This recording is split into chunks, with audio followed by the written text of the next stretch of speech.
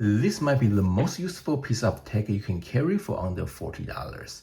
It's the TP-Link AC750 Travel Router. And depending on how you use it, it can solve problems most people don't even realize they have.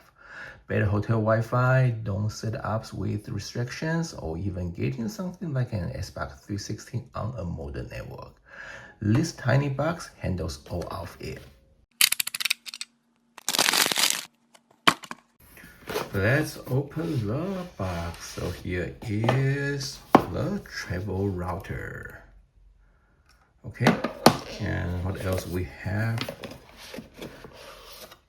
And we have like a cable and adapter. Okay. Before setup, here is what you are actually getting.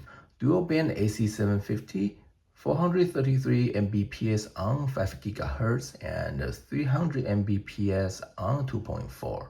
A USB 2.0 port for power or light charging. It runs on micro USB, so you can plug it into a laptop, a power bank, basically anything. But the specs are not why people buy this. It's a lot of flexibility. You get 5 modes. When you travel, router and hotspot mode create your own private network. At home, range extender fixes weak spots, and assist point turns any wired connection into Wi-Fi. But the real reason I picked this up is one feature most people ignore: climb mode. If you have upgraded to a modern 5 GHz router, your hotspot 360 probably won't connect anymore. It wasn't built for it, and the official adapters, expensive and inconsistent. This fixes it instantly. In climb mode, it pulls in your Wi-Fi and feeds it straight into your console through Ethernet. No hassle, no workarounds.